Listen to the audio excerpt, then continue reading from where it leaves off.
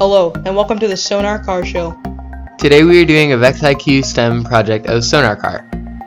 So the problem is that cars will unknowingly drive into puddles after a storm, and they sink because of the potholes that they can't see. And they think it's safe because, well, they can't see how deep the water is. There are many ways to detect the depths of water. The one that we chose is sonar.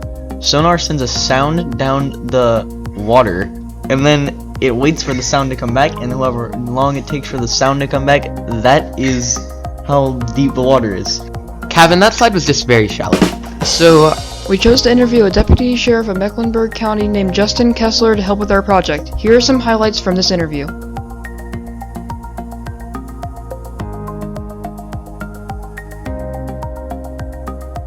I think in certain areas it would be a pretty good thing. I know around here, our rainfall is not tremendous, but you have certain jurisdictions who have lots of rain, like Seattle, places like that where they do get a whole lot of rain, throughout the year,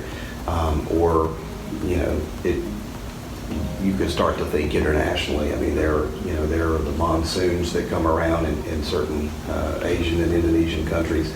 Their law enforcement or their first responder guys would, that would help them during those monsoon seasons.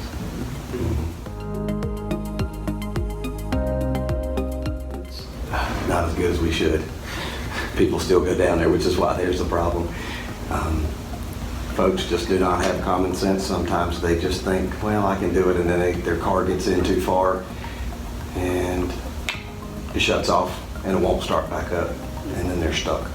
And then if it's rushing water, now the wheels of the car, you've got water, which is sort of a lubricant, but it's also a moving force.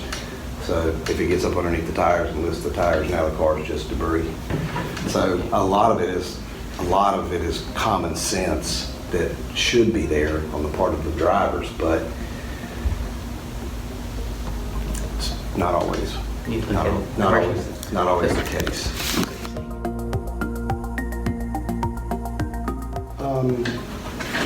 So fire departments